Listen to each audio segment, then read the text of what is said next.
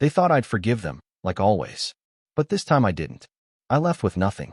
And somehow, that's what ruined everything they tried to protect. You know what sticks with me most? It is not the betrayal itself. It is how easy they made it look, like it was normal. Like it was no big deal to gut someone and still expect them to smile at the family barbecue.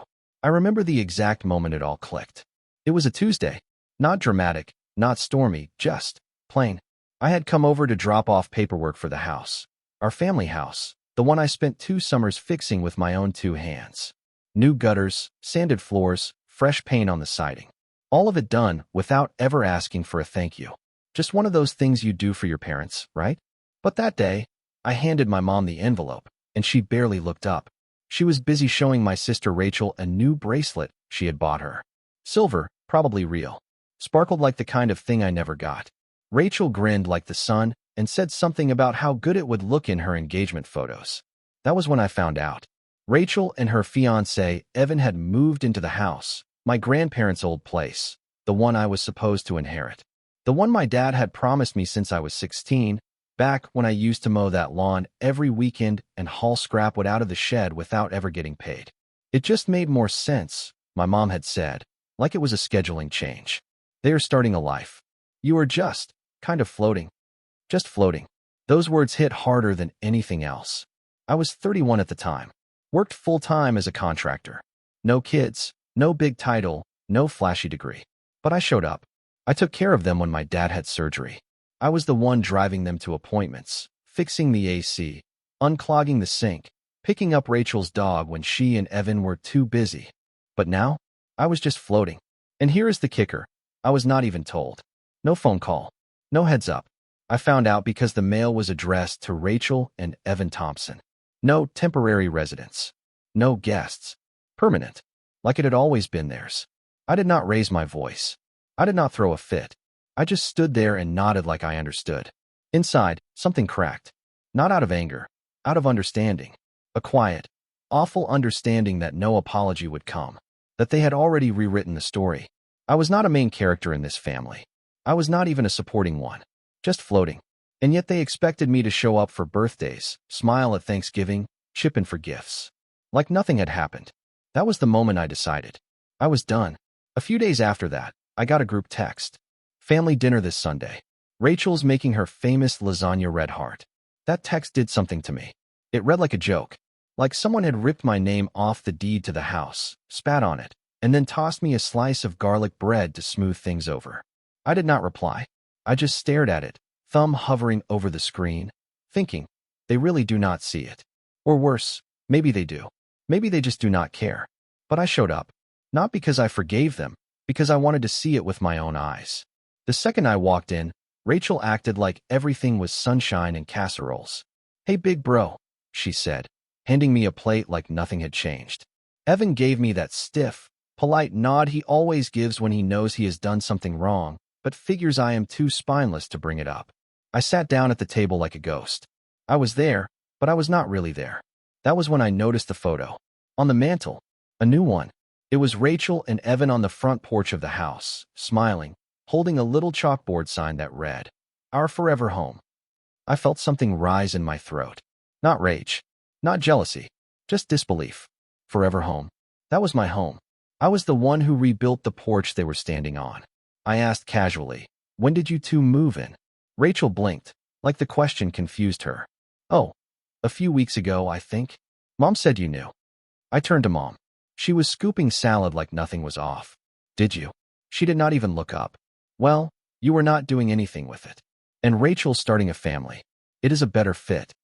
A better fit. Evan, with that smug little shrug, chimed in, "We are repainting the kitchen next week. Hope that is okay." Hope that is okay. I stared down at my plate, my fork still clean, my appetite gone. In that moment, everything came into focus. The favors, the years, the effort. It had all been one way. I was the utility, the free labor, the background help. They never saw me as family, not really. I was a tool they could use and put back in the shed. And you want to know what finally did it? Rachel's little side comment, tossed out between bites like it meant nothing. She said, "You should feel good, honestly. None of this would be possible without you." Like I was the contractor who built the stage. so they could take the spotlight. That was the last family dinner I ever went to. After that dinner, I did not announce anything. No big speeches. No final texts. I just stopped showing up. I let the group chat roll on without me. Birthdays, baby photos, wedding plans, always buzzing with chatter, but I never answered. Never even opened them half the time. I turned off notifications and let the silence do the talking. At first, no one noticed. Then came Thanksgiving. My mom sent a message that said, "Turkey at 3. Hope you're bringing your famous rolls," smiling face with smiling eyes, like nothing had happened. Like I had not been gutted, sidelined, and replaced. I did not reply. That afternoon, I went for a drive instead. Ended up in this small diner about 40 minutes out of town, the kind with dusty blinds and old country songs playing on the radio. I sat in a booth, ordered a slice of pie, and watched the snow drift sideways out the window.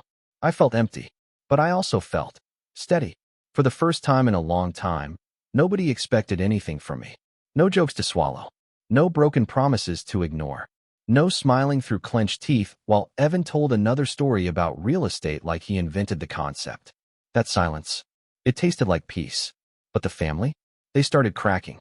It started with my mom. She called 3 times that weekend. Left a voicemail after the third one. Her voice had that forced brightness, like someone trying to sell a used car that just caught fire. "Hey honey, we missed you at dinner. Rachel brought your rolls, but it wasn't the same. Give me a ring when you can, okay?" I did not call back. Then Rachel texted, "You good?" People are starting to ask questions. People. Not we. Not me. People. That told me everything. And then came the kicker, my uncle. Out of nowhere, he messaged me. Said he had heard about the house. Said he did not want to get in the middle, but that it seemed shady from the outside. That was the first time someone admitted it. The first time I realized maybe I had not imagined the whole thing. Maybe it really was that bad. I just typed back one thing. I was never the one holding the knife. I just finally stopped bleeding for them. He read it. Never replied. But a week later, I found out Rachel and Evan were fighting. Not quietly, either. Apparently, Evan had maxed out one of their credit cards trying to redo the bathroom, and now Rachel wanted my parents to help cover it.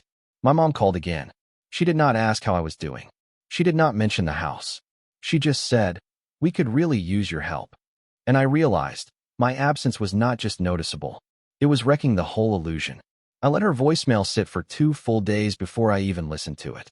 When I finally did, it was that same tone, soft, careful, as if she was testing the water before stepping in. "Hey, sweetheart, just wondering if we could talk. There's been some tension lately, and I think we should clear the air." Clear the air. She sounded like someone patching up a disagreement over dinner plans, not someone who had handed my future to someone else like it was a favor. Still, something about the call stuck with me. Not her words, but the pause near the end. Just before she hung up, she let out a breath and said quietly, almost like she did not mean for it to be recorded, "We never meant for it to go this far." Go this far? I decided to dig. See, when they transferred the house to Rachel and Evan, I never actually saw the paperwork. I was told it was a family arrangement, nothing official, just them moving in to hold it down, while mom and dad figured out next steps. But now something felt off. I contacted a buddy of mine, Trevor. He works in real estate. I asked him if he could check who officially owned the house now. He called me back the next morning. His voice was tight. "You're not gonna like this," he said. Turns out, the house had been signed over fully, months ago. Not just to Rachel and Evan. To Evan. Solely. I blinked at the phone, thinking maybe I misheard. "You mean both of them?" "No, man," Trevor said. "Just Evan. Her name isn't even on the deed." That was the twist. Evan. The guy who once borrowed money from me to pay off his car loan. The guy who called me brother while shaking my hand at barbecues. He had wormed his way into a property my grandparents built with their bare hands. And Rachel? She either got tricked too, or she helped him do it. Suddenly, it all made sense. The rush to move in, the silence, the way Evan had been handling all the remodeling decisions like he owned the place. Because he did. And my parents? They signed off on it. I sat with that for a long time. Hours. Phone in my lap. Mind buzzing. The house I was promised had not just been taken. It had been gifted to someone outside the bloodline. Someone they barely knew 5 years ago. I had been cut out of my own story. And yet, they wanted me to return to Sunday dinners. To group texts. To lasagna and board games. Like nothing had happened. But they had no idea what was coming next. Because that house, it held more than memories. It held something I had never told anyone about. It was buried behind the drywall in the attic crawl space. Left there when I was 23, back when I thought I might actually get to build a life in that house. See, when my grandpa passed, he left me a box. Not in his will, not legally, just a weathered old shoebox handed to me at his funeral by his best friend, Mr. Dobbins, with 5 simple words. Your granddad wanted you to have this. Inside, a bunch of handwritten letters, receipts, photos, and the original deed to the house. Signed in 1978. In his handwriting, with a note tucked beneath it, folded in half, the paper yellowing and brittle. For Nathan, when he is ready. This home belongs to him now. Tell him to be careful who he trusts. Nathan, that's me. Back then, I did not know what to do with it. My mom told me everything had been handled through the lawyers, that the property would stay in the family, split evenly. I figured Grandpa probably forgot to update the legal paperwork. But I kept the box anyway, tucked it into the crawl space behind the insulation panel I had patched up during a roof leak. And then I forgot about it.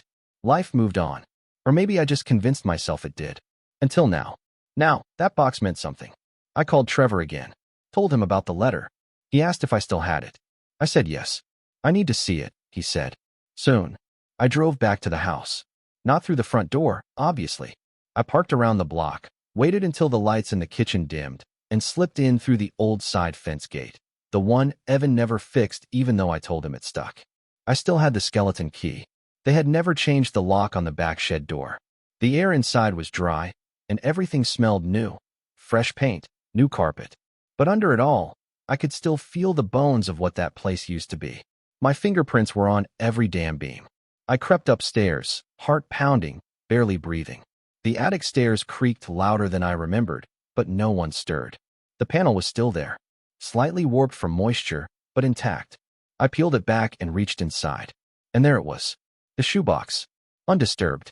I tucked it under my coat and slipped out without a sound. By the next morning, Trevor had already made calls.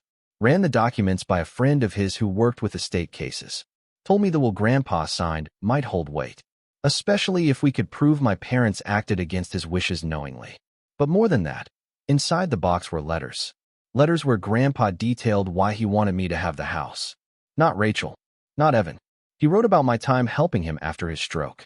About how I had stayed when no one else did. About the porch we rebuilt together. About trust. It was all there, in ink. If I wanted to, I could contest the transfer. Maybe even take the whole thing to court. But that was not what tempted me most. What tempted me was what else those letters revealed. A secret about my father. One Rachel had no idea about. I spent the next 2 nights reading those letters over and over. Not because I was looking for legal leverage, but because they felt like the only truth I had left in that mess. My grandfather's handwriting was messy in places, but always steady. You could tell he meant every word. And then I found it, tucked into the back, in a separate envelope with my name on it, underlined twice. Inside was a letter dated just a few months before he passed. It was short, just a few lines. But it hit me harder than anything I had read before. Nathan, your father forged a signature once. On the first will. I never reported it. Thought he was just scared. But I made a new one. Locked it with this letter. If you ever feel you've been pushed out, fight back. This house is yours. Not because of what you've done, but because I saw who you are when no one else was watching. I sat there in the dim light of my apartment, letter shaking in my hand. My dad forged his father's signature. Probably to keep everything under his control.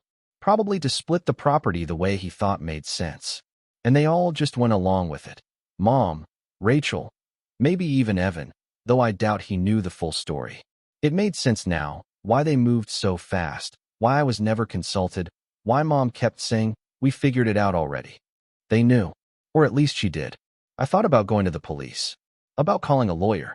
About blowing the whole thing wide open. But instead, I did something worse. I said nothing. Just silence. Total, deliberate silence. Because here is the thing, my father. He is terrified of secrets. Not because he is innocent, but because his entire reputation, his whole sense of control, depends on the illusion of order, of clean hands. If people ever knew what he did, what he signed under someone else's name, everything he built would fall apart. So I let him sit with it.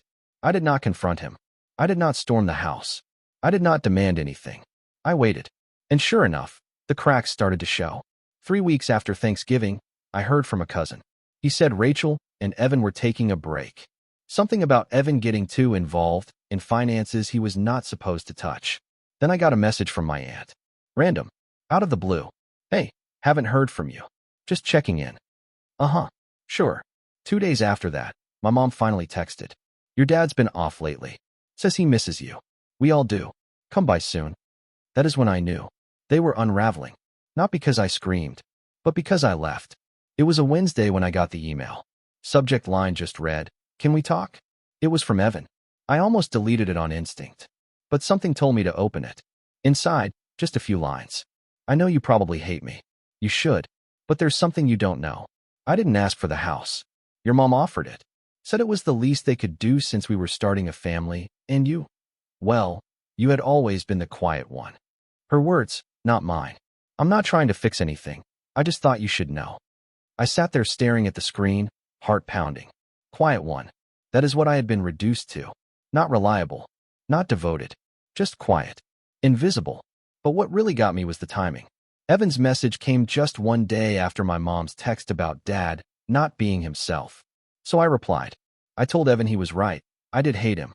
Not because he got the house, but because he played along. Because he knew it was shady, and he smiled through it anyway. He never responded after that. But the next day, I heard from Rachel. Not a message. Not a call. She showed up. I opened my apartment door, and there she was, puffy eyes, hair a mess, looking more like the kid sister I used to sneak cookies with than the polished Instagram version she liked to play. She said one word. Why? I let her in. We sat on the couch, both quiet for a while. Then she broke. She told me Evan had taken out a personal loan without telling her. Used the house as collateral. The forever home was now on the brink of being seized because he had missed payments. She said she felt like an idiot. And then she asked the question I had been waiting to hear since this all started. Did you know about the letter from Grandpa? That stopped me cold. I asked how she found out. Apparently, Dad had been spiraling, getting paranoid, talking about old paperwork and how everything was going to come out eventually. Rachel had gone digging through the garage one night and found a pile of old documents her mom had tried to toss during spring cleaning. One of them mentioned the original will. She looked me in the eye and asked, "Do you have it?" I just nodded. Her face collapsed. "I think I made the worst mistake of my life," she whispered. "And here is where most people would think I felt vindicated.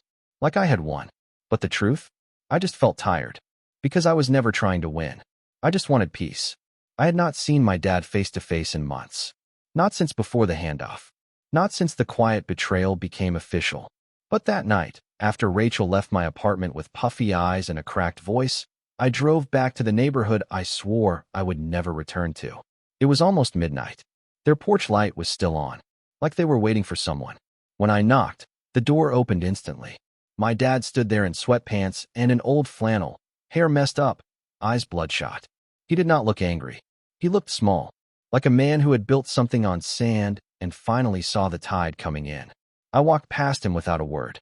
We sat in the living room, both of us staring at the dark TV. The silence was thick, but not the old kind. This one had weight. Truth waiting behind it. He was the first to speak. "Your sister told me you still had that letter." I nodded. He rubbed his hands together like he was cold. Then he said something I never expected to hear. I thought if I could control it, maybe I could keep the family together. That broke me. Not because it was a lie, but because it was a half-truth. See, control is not love. It is fear dressed up in responsibility. It is what people like him use when they are too afraid to admit they never actually knew how to love fairly. I told him everything. About the letter, the forgery, the deed transfer, the secret that sat in a shoebox while they played favorites and expected me to stay silent. He did not deny any of it. He just sat there, staring at the floor, shoulders hunched like gravity had finally caught up with him. I asked the question I had never dared before. Why me? He looked up, eyes wet. Because you never made things harder. You were the easy one. That hit like a slap. Easy. Not valuable. Not cherished. Just easy. The one they could depend on to carry the weight. Never complain. Never break. Because I had always done it. Because they knew I would never leave. Until I did. He asked if I was planning to take them to court. Said it without venom. like a man asking how long until the roof caves in. I said I had not decided, and I meant it, because it was not about the house anymore. It was about the wound, the deep one that nobody ever saw because it did not bleed out loud. When I got up to leave, he did not stop me. He just asked one last thing. What are you going to do? I turned back and said it as plainly as I could. Live like none of you exist. That is what I should have done years ago. And then I walked out, shutting the door behind me. By the end of that week, word had spread. Not because I said anything, because he did. My dad must have cracked. Maybe the weight of it finally buckled him, or maybe he was hoping to control the story before I could. Either way, my phone lit up with messages I never asked for. My cousin Jess. Hey, is it true about the will? That grandpa left the house to you? My uncle Doug. Just heard some stuff from your dad. If you need a lawyer, I know a guy.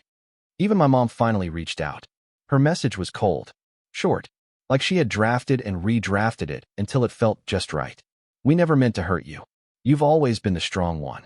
Let's not make this uglier than it has to be. There it was again, that line they all loved to use. The strong one. It sounds like a compliment. It is not. It is the reason they expect you to carry everyone else's garbage.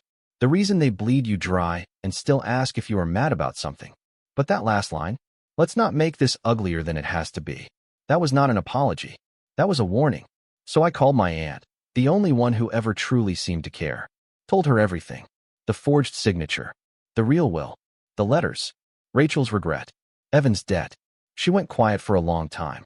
Then she said something I will never forget. Your mom was the one who pushed your dad to sign it over. Not the other way around. He hesitated. She didn't. That gutted me. All this time, I had pinned it on my dad. Figured he was the mastermind, the cold one, the manipulator. Turns out, he was weak. A follower. The real force behind it, my mother. The woman who raised me. The one who told me to always do the right thing. The one who held my hand through dentist visits and whispered bedtime stories like they were magic spells. She had watched me clean gutters in the rain. Watched me paint those walls. Watched me mow that lawn every Saturday. She saw all of it. And still handed it to Rachel. To Evan. She did not just overlook me. She chose someone else. And that was the moment something inside me stopped hoping. No apology was coming. Not the real kind. I was not the son anymore. I was the silence they thought they could live with. They were wrong. I never did take them to court. I thought about it. Sat across from a lawyer twice. He read the letters, checked the signatures, said I had a case. A strong one. But in the end, I walked out without filing anything. Not because I forgave them. Because they were already losing more than I ever could take from them. The family, the one they had worked so hard to keep together, started falling apart the moment I stopped showing up. No more Sunday dinners. No more group chats with birthday reminders or family BBQs in July. Rachel moved out of the house 2 months later. I heard through Jess that she and Evan separated. Something about money fights and trust issues. Guess when your marriage starts on stolen ground, it does not last long. Mom tried reaching out again. Sent me a Christmas card. It was handwritten, careful cursive like always. Said she missed me. That holidays fell off without me. I did not reply. My dad sent a text the day after New Year's. Just said, still proud of you, even if you hate me. I let it sit there. Blue bubble. Unanswered. Because here is the thing. They thought I was being cruel.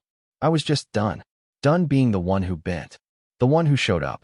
The one who made excuses for their silence, their favoritism, their selfishness. For years, I tried to earn love they had already decided not to give.